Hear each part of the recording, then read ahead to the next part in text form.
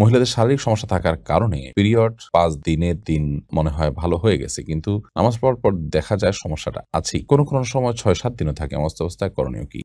আমি বাড়ি থেকে অজু করে পায়ে হেঁটে মসজিদে যাই, কিন্তু রাস্তার আশেপাশে অনেক মহিলা থাকে যারা বেপর্দায় চলাফেরা করে। আমি সহ অনেকেই নিজের চোখ হেফাজত করার চেষ্টা করি, ইস্তিগফার পাঠ করি, তারপরও পরিস্থিতি অনেক সময় চোখে পড়ে যায়। সেক্ষেত্রে কি গুনাহ হবে?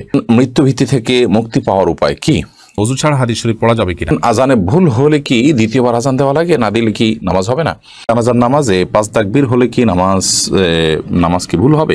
সাথে বোনকে বিবাহ করা যাবে কিনা? জুমার নামাজ আদায় করতে গেলে আগে যাওয়ার কারণে বসে থাকতে হয়, মাঝে মাঝে চোখ লেগে আসে, মানুষ বেশি হওয়ায় উঠতে পারে না। এর কারণ কি? এর কারণে ওযু ভেঙে যাবে? বিবাহের ক্ষেত্রে মেয়ের পরিবারের কাছে টাকা পাওনা থাকলে সে টাকা দেনমোহরের টাকা থেকে কাটা যাবে কিনা? অন্যের গাছের পাতা বা ডাল আমাদের জায়গায় পড়লে সেগুলো আমরা জ্বালানি হিসাবে ব্যবহার করলে গুনাহ হবে কিনা? ব্যাংক থেকে ঈদে বা নতুন বছর বা বিভিন্ন উৎসবে টাকা বা ক্যালেন্ডার ইত্যাদি বিভিন্ন জিনিস উপহার দেয়, এটা গ্রহণ করা কি হালাল হবে? আমার মা আর ভাবি কয়েকদিন পরেই ঝগড়া করে। এখন আমার করণীয় কি? নামাজের বাইরের সময় আমার গ্যাসের একদম সমস্যা হয় না, কিন্তু অজু করার সাথে সাথে আমাকে এই সমস্যার সম্মুখীন হতে হয়। অনেক কষ্ট করে অজু ধরে রাখতে হয়। কি করতে পারি? আমি একটু মোটা হওয়ার কারণে ওয়াশরুমে হাই কমোড ব্যবহার করতে হয়। হাই কমোড ব্যবহার করলে অনেক সময় সেই কমোডের পানি শরীরে লেগে যায়। এখন কি শুধু পানি দিয়ে শরীরের ওই স্থান পরিষ্কার করলেই শরীর পাক হয়ে যাবে? আমার ডান পায়ের বৃদ্ধাঙ্গুলি অনেকটাই কেটে গেছে। ডাক্তার বলেছে পানি না লাগাতে। এখন আমার অজুর জন্য করণীয় কি? স্বামীর জৈবিক চাহিদা পূরণ করতে স্ত্রী অক্ষম হলে স্ত্রীর করণীয় কি? চলুন তাহলে আমরা আপনাদের প্রশ্নগুলোর উত্তর দেওয়ার আলোকিত ভুবনে আমরা প্রবেশ করি। আমি বাড়ি থেকে অজু করে পায়ে হেঁটে মসজিদে যাই, কিন্তু রাস্তার আশেপাশে অনেক মহিলা থাকে যারা বেপর্দায় চলাফেরা করে। আমি সহ অনেকেই নিজের চোখ হেফাজত করার চেষ্টা করি, ইস্তিগফার পাঠ করি, তারপরও পরিস্থিতি অনেক সময় চোখে পড়ে যায়। সেক্ষেত্রে কি গুনাহ হবে? আপনাদের ইচ্ছার বাইরে পড়ে যাওয়ার সাথে সাথে আপনি নিজেকে নিয়ন্ত্রণ করে নিয়েছেন, নিজেকে সরিয়ে এনেছেন, তাহলে সেক্ষেত্রে ইনশাআল্লাহ বিদিনিল্লাহ আপনার গুনাহ হবে না। কিন্তু আপনি যদি সেখানে খুব বিশেষ মনোযোগ সহকারে দেখেন এবং গুরুত্ব সহকারে দেখেন এবং একবার নজর পড়ার পর আবারও আপনি সেই নজরটাকে কন্টিনিউ করেন, তাহলে সেটা জায়েজ হবে না। কারণ নবী করিম সাল্লাল্লাহু আলাইহি ওয়াসাল্লাম হযরত আলী রাদিয়াল্লাহু আনহুকে বলেছেন, ইয়া আলী লা তুতবিআন নাজরাতা ফাইন্না লাকাল উলা ওয়া লাইসা লাকাল আখিরা। হে আলী, তুমি কোনো পর্ণার দিকে দৃষ্টিপাত হয়ে গেলে একবার দেখার পর দ্বিতীয়বার তুমি দেখতে যাবে না, কারণ তুমি প্রথমবার যেটা ইচ্ছার বাইরে পড়ে গিয়েছিল সেটা তোমার জন্য জায়েজ হবে, হারাম হবে না, কিন্তু পরবর্তীটা হারাম হবে তোমার জন্য। বিধায় আপনি দেখেছেন, দেখার পর ওটা তাকিয়ে থাকলেন অপলকে, এই যে কন্টিনিউ করেন, এটা দ্বিতীয়বার দেখার সমতুল্য হবে। রবিনা খাতুন আপনি লিখেছেন, মৃত্যু ভীতি থেকে মুক্তি পাওয়ার উপায় কি? মৃত্যু ভীতি, মরণের ভয়, এটা থেকে বাঁচার জন্য আপনি প্রথমত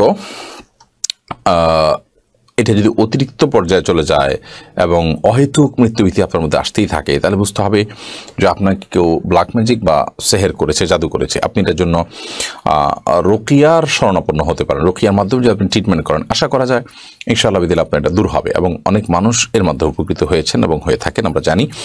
বিধায় মৃত্যুভীতি যদি চূড়ান্ত পর্যায়ে এবং অনেক বেশি হয়, অস্বাভাবিক পর্যায়ে, তাহলে সেটার জন্য আপনি রুকিয়া করবেন বা মানসিক কোনো ডাক্তার দেখানোর প্রয়োজন হলে সেটি করতে পারেন। কিন্তু মৃত্যুভীতি সাধারণ পর্যায়ে যদি হয়, তো ইমানদারের মধ্যে মৃত্যুর ভয় থাকবেই, যে আমি মৃত্যু বরণ করব, আল্লাহর কাছে আমাকে যেতে হবে, আমি কি নিয়ে যাব, সেটা তো থাকবেই। সেটা আতঙ্কিত হওয়ার মতো বা জীবনযাত্রা ব্যাহত হওয়ার মতো যদি না হয়, তাহলে সেটা প্রশংসনীয়। বরং আমি তো জেরিন আপনি লিখেছেন, অজু ছাড়া হাদিস শরীফ পড়া যাবে কিনা? জি, হাদিস পড়তে পারেন। হাদিস পাঠ করার জন্য অজু এটা জরুরি নয়। ইসলামিক বই পুস্তক পড়ার জন্য অজু জরুরি নয়। অজু জরুরি হবে কোরআন কারীম যখন স্পর্শ করবেন পাঠ করার সময়, সেটি মুখস্থ পড়লে কোরআন শরীফ তেলাওয়াত করার জন্য আপনার মুখস্থ অজু থাকা জরুরি নয়। জাবের আমিন আপনি লিখেছেন, আজানে ভুল হলে কি দ্বিতীয়বার আজান দেওয়া লাগে? না দিলে কি নামাজ হবে না? আজানে যদি কোনো বাক্য ছুটে যায়, আজানের মধ্যেই থাকেন, সেটা দোহরাই নিতে পারেন। আর যদি আজানের পরে মনে হয়, তাহলে সেক্ষেত্রে আজানটা পুনরায় দোহরাই নেবেন। আজান যদি দোহরানো ছাড়াও নামাজ পড়েন, নামাজ হয়ে যাবে, কিন্তু আজান দেওয়ার যে সওয়াব সেটা কিন্তু আর হলো না। জানাজার নামাজে 5 তাকবীর হলে কি নামাজ কি ভুল হবে?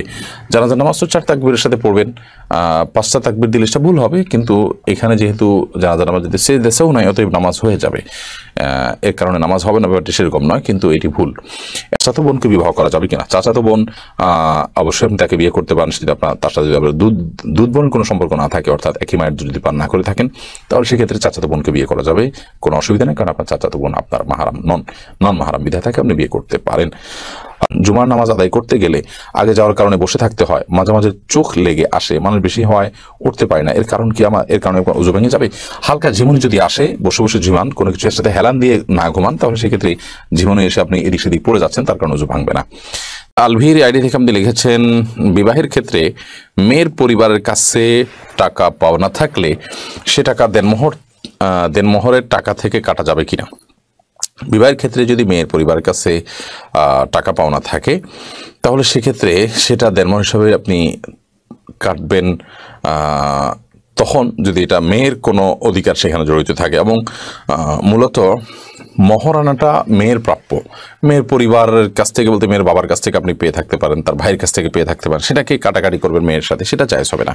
এর প্রতীক আপনি লিখেছেন, অন্যের গাছের পাতা বা ডাল আমাদের জায়গায় পড়লে সেগুলো আমরা জ্বালানি হিসাবে ব্যবহার করলে গুনাহ হবে কিনা? এ বিষয়ে যার গাছের পাতা, তার পক্ষ থেকে মৌন সম্মতি যদি থাকে যে সাধারণত এটা নিয়ে তিনি না ঝামেলা করেন, না কোনো আবদার থাকে, তাহলে সেক্ষেত্রে এটা জায়েজ হবে, কোনো অসুবিধা নেই।